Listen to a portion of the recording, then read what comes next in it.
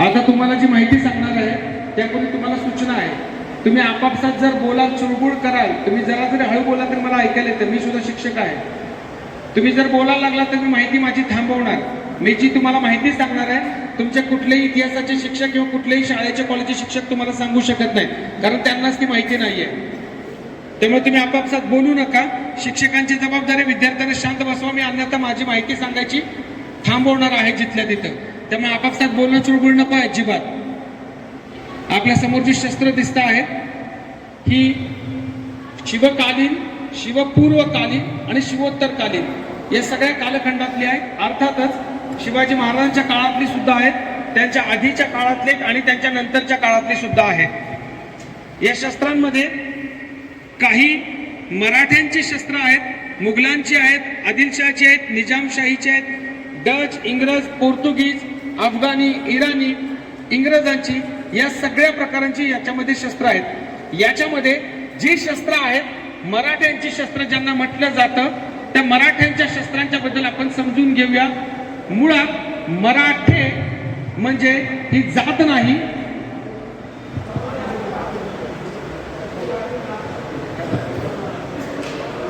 मुळात मराठे ही जात नाही. मराठा ही जात इतिहासात कुठंच नमूद नाहीये. इतिहासात कुठेही नोंदीत मराठा जात अस्तित्वातच नाही. मराठे हा समुदाय होता, हा समाज होता, एक सेना होती ज्याच्यामध्ये 18 पगड जाती होत्या आणि याचबरोबर अनेक धर्मांचा सुद्धा समावेश होता. मराठे ही एक सेना होती, ज्या सेनेनं आपला इतिहास या सह्याद्रीच्या मातीमध्ये या देशाच्या कानाकोपऱ्यात आपल्या रक्तामासाने लिहिलेला आहे. आणि त्याच रक्तामासाचे साक्षीदार म्हणजे ही शस्त्र आहेत. आणि त्याच मराठ्यांच्या शस्त्रांच्या बद्दल आज आपण समजून घेऊया, जाणून घेऊया. मुळात आपण ज्या सोशल मीडियामध्ये म्हणजे तुमच्या व्हॉट्सअपमध्ये, पुस्तकांमध्ये, काही टीव्ही वरती किंवा आणखी काही कुठल्या प्रकारांमध्ये तुम्ही जे मेसेजेस वाचता शस्त्रांबद्दलचे किंवा इतिहासाबद्दलचे, ते धांदात खोटे आहेत, अर्थात पूर्ण निखालस आहेत. कशा पद्धतीने बघा, आपल्याला असं सांगितलं जातं की आपली शस्त्र, संभाजी महाराजांची तलवार 40 किलोची होती, 25 किलोची होती, शिवाजी महाराजांची तलवार 6 फुटाची होती, महाराणा प्रतापची तलवार 70 किलोची होती. हे सगळं खोटं आहे. जगामध्ये पूर्वी ज्या लढाया चालायच्या त्या लढाया अशा असायच्या की समोर समोर सेना यायच्या, मग शंख रणशिंग पुंकून किंवा सूर्योदय सूर्यास्त किंवा मध्याह्न अशा पद्धतीमध्ये युद्ध चालायचे. त्याला नियम अटी असायच्या काळवेळाच्या. पण मराठ्यांनी अर्थातच शिवाजी महाराजांनी नव्या युद्धनीतीचा उदय केला, नवी युद्धनीती विकसित केली, ज्याला आजही जग प्रमाणित करतं, ज्याचा अभ्यास आजही जग अभ्यास करतं. त्याला म्हणतात गुरिला वॉर, म्हणजेच गनिमी कावा, ज्याला त्यावेळी ज्या युद्धनीतीला छापेमारीचं युद्ध म्हटलं जायचं किंवा गनिमी कावा असं म्हटलं जायचं. पण या गनिमी काव्याची गरज होती. गनिमी कावा ही युद्धनीती एका विशिष्ट काळ, वेळ, स्थळ या बंधनात अडकलेली नव्हती. गनिमी काव्याच्या लढाया कुठेही कशाही परिस्थितीत कितीही तास चालायच्या. त्याला वेळेचं, काळाचं बंधन नव्हतं, कारण लढाई कुठं चालणार, किती वेळ चालणार, कशा पद्धतीने चालणार हे कुणालाच माहीत नसायचं. या लढाया बराच वेळ चालायच्या, म्हणून मराठ्यांनी सर्वात वजनाला हलकी शस्त्र विकसित केली. आपण जे ऐकतो की शस्त्र आपली वजनदार होती, हे खोटं आहे, धांदात खोटं आहे. मराठ्यांची सगळी शस्त्र ही वजनाला जगात अतिशय हलकी आहेत. आता आपण ज्या तलवारी बघतोय मोठ्या मोठ्या लांब लचक, या तलवारी 1 किलो वजनाच्या सुद्धा नाहीयेत. 900 ग्रॅम, 800 ग्रॅम, 700 ग्रॅम, जास्तीत जास्त 1 किलो, 1.25 किलो आणि 2 किलोच्या वरती शस्त्रच कुठलं नव्हतं इतिहासात. कारण कुठल्याही योद्ध्याला लढायला, मावळ्याला जाताना एखादी तलवार घेऊन किंवा एखादी ढाल घेऊन जाता येत नव्हतं. किमान 2, कारण त्यावेळेला एखादी तलवार तुटली तर टाइम प्लीज मी घरी जाऊन दुसरी तलवार आणतो असं म्हणायला सोर्स नव्हता. त्यामुळे प्रत्येक योद्धा आपल्यासोबत किमान 2-3 तलवारी, 2-3 ढाली आणि इतर छोटी छोटी शस्त्र बाळगायचा. त्यामुळे आपण जे बघतो, ऐकतो की ढाली आपल्याला लोखंडाच्या किंवा धातूच्या दाखवल्या जातात. इतिहासात कधीही कुठेही लोखंडी ढालींचा वापर झालेला नाही, मुळात अस्तित्वातच नव्हत्या. कासवाच्या पाठीची ढाल पण नव्हती आपल्याकडे. ढाली या लाकडाच्या किंवा जास्तीत जास्त ढाली या जनावरांच्या चामड्यापासून, कातड्यापासून बनवल्या जायच्या. कारण चामडं एकदा कमावल्यानंतर, मशागत केल्यानंतर तुटत नाही, फाटत नाही, मोडत नाही, खराब होत नाही. आता समोर जी मोठाली ढाल दिसते 1.5 फुटाची ढाल आहे, गेंड्याच्या कातडीपासून बनवलेली ढाल आहे ती फक्त निव्वळ 700 ग्रॅम वजनाची आहे. इकडे जी ढाल दिसते 1 फुटाची ती जंगली म्हणजे रानगव्याच्या कातडीपासून बनवलेली आहे, ती फक्त 400 ग्रॅम वजनाची आहे. एवढ्या हलकी शस्त्र असायची ती, कारण ती आपल्या सोबत जास्तीत जास्त घेऊन जायला लागायची, म्हणून अशा पद्धतीची शस्त्र बनवलेली होती. आपल्याकडे आणखी एक समज आहे की शिवाजी महाराजांची तलवार लांबडी सडक धोप होती असं आपल्याला सांगितलं जातं, पण ते धांदा खोटं आहे. महाराजांची तलवार घोड्यावर बसताना महाराज मात्र अशी तलवार वापरायचे, कारण शत्रूला लांबच रोखून धरता यावं, टिपता यावं म्हणून घोड्यावर असणारे सगळे सेनानी लांब, ज्याला रॅपियर स्टाईल किंवा सेबर प्रकारातील तलवार म्हणतात, ज्याला फक्त भोकसता येतं, अशा तलवारी वापरायचे. पण हातघाईच्या लढाईमध्ये मात्र गोलाकार असणाऱ्या वक्र तलवारीच उपयोगी पडतात आणि वक्र तलवारीच वापरल्या जायच्या, कारण हवेला भेदण्यासाठी, वार करण्यासाठी, जास्तीत जास्त घातक वार करण्यासाठी वक्र तलवारीच उपयोगात येतात. शंभू तिकडे काय धोप आहे, काय सडक आहे का तिथे ती सडक आहे ना, ती खाली तिकडे तिकडे डाव्याकडे, हा उचल ती तुझ्याच हातात दाखव, तिथं दाखव ना, तिकडे दाखव. याला सडक म्हणतात. ही सडक तलवार आहे. सडकच आहे ना? नाही रे, अरे सडक नाही आहे ती, हे सडक नाही आहे.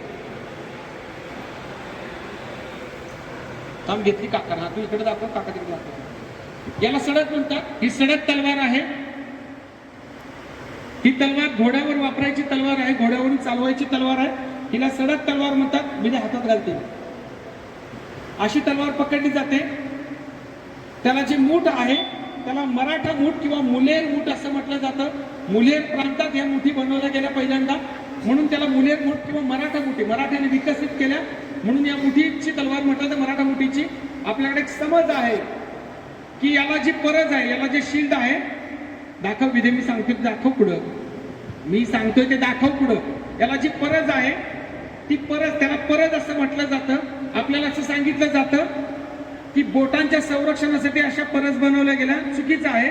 बोटांचे संरक्षण हे दुय्यम भाग आहे, पण मराठ्यांच्या तलवारी लढाई बराच वेळ चालायच्या आणि त्याच्यावर जे रक्त साठायचं ओघळून खाली यायचं आणि ते खाली आल्यानंतर रक्त मुठीमध्ये आल्यानंतर सैल व्हायची, मूठ हातातून दिसायची, म्हणून ती परस केली की जेणेकरून वरून येणारं रक्त ओघळून बाहेर निघून जावं, म्हणून अशा मुलेर मुठीच्या तलवारी विकसित केल्या गेल्या. आणि या सडक आहेत. या सडक बरोबर हातघाईच्या लढाईसाठी मुळात तलवारी या वक्राकार असायच्या.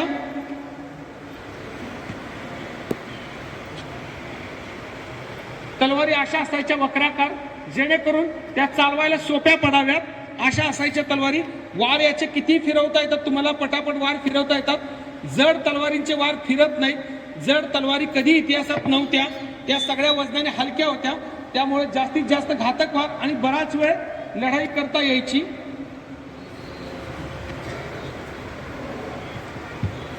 आपण असंही ऐकतो किंवा बघतो, भाला घेऊन उभारलेला माणूस दाखवला जातो आपल्याला आणि त्याला वरती एक बाणासारखं वेगळ्या पद्धतीचं चपटं टोक असतं. भाला असा कधी इतिहासात नव्हता. भाला प्रत्येक वेळी दुतोंडीच होता. भालाच्या दोन्ही बाजूला टोकं असायची, तोच भाला असायचा. भाला एक तोंडी कधीच भाला नव्हता, दोन्ही बाजूला टोकं असायची. दोन्ही बाजूची टोकं वेगवेगळी असायची. अर्थात भाल्यांचे शेकडो प्रकार आहेत.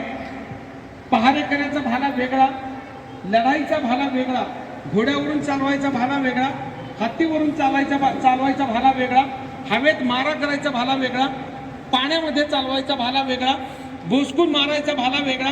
हे सगळे वेगवेगळे भाल्यांचे प्रकार असायचे.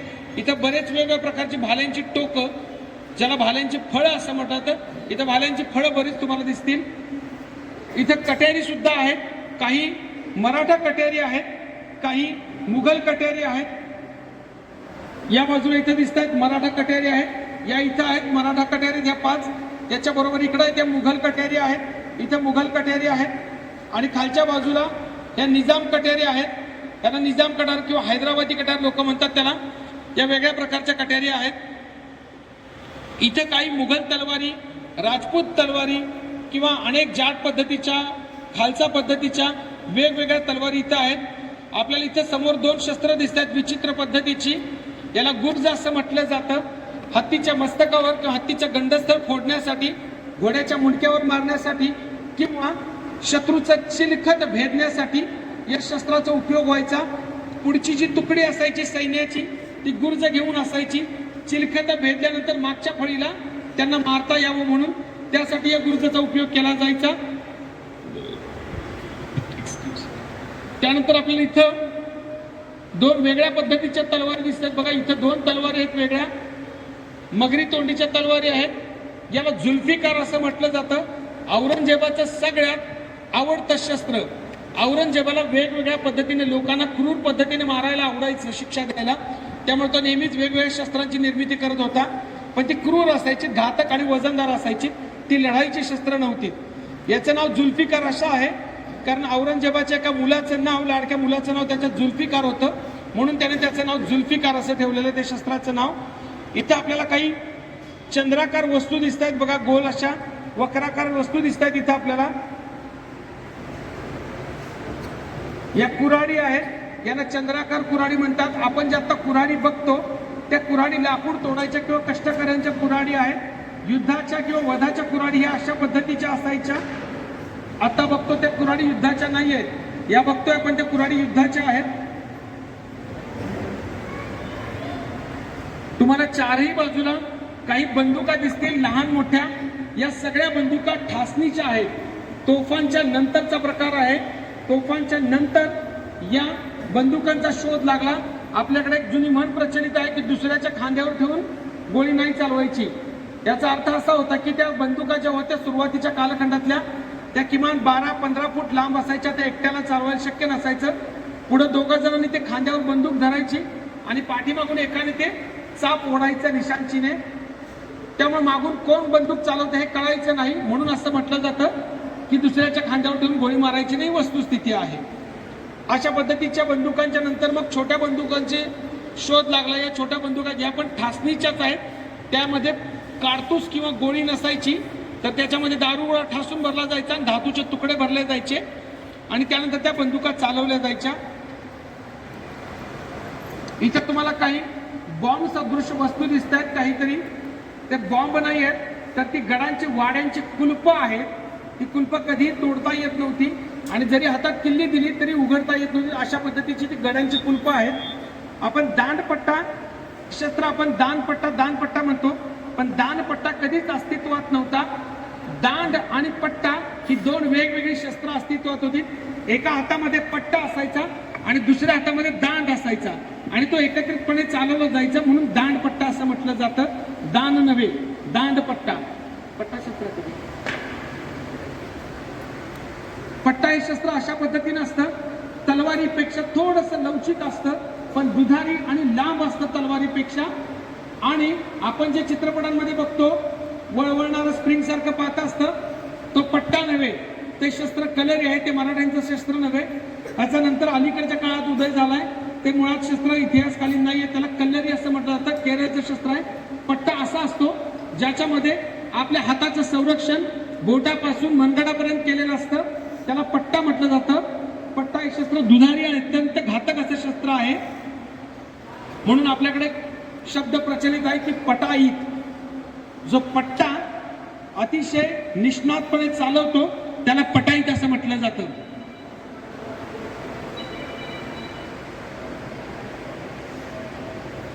तर हा पट्टा आपण आता बघितला.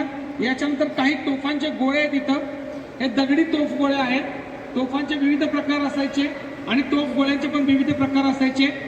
गडाच्या तटबंदीवरती मारा करण्यासाठी किंवा गडाच्या दरवाज्यांवरती मारा करण्यासाठी तोफगोळे वेगळे असायचे आणि शत्रू सैन्यावर मारा करण्यासाठी तोफगोळे वेगळे असायचे, ज्यांना कुलपी तोफगोळे म्हटलं जातं.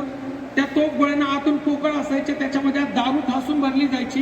गोळा इथून तिथं गेल्यानंतर पुन्हा गोळ्याचा स्फोट व्हायचा आणि तिथल्या शत्रू सैन्याला आणखी जास्त इजा हानी व्हायची. अशा वेगवेगळ्या प्रकारचे तोफगोळे असतात. आपण आणखी एक प्रकार ऐकतो नेहमी. मला सांगा, अफजल खानाला कुणी मारलं? ऐकायला नाही आलं मला. शिवाजी. कशाने मारलं तुम्हाला कुणी सांगितलं? ऐका, मुळात वाघ नखेंनी शिवाजी महाराजांनी अफजल खानाला मारलेलंच नाही. जिथे जर ते बाळाला बाजूला घे, बाळा शांत बसव. मुळात अफजल खानाला शिवाजी महाराजांनी वाघनखाने मारलंच नाही.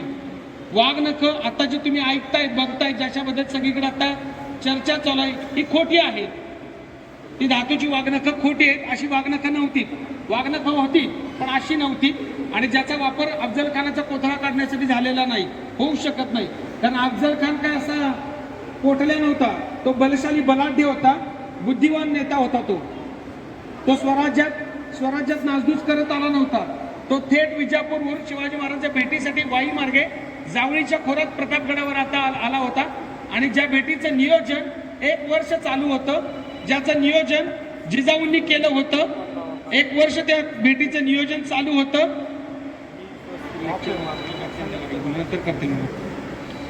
1 वर्ष या भेटीचं नियोजन चालू होतं.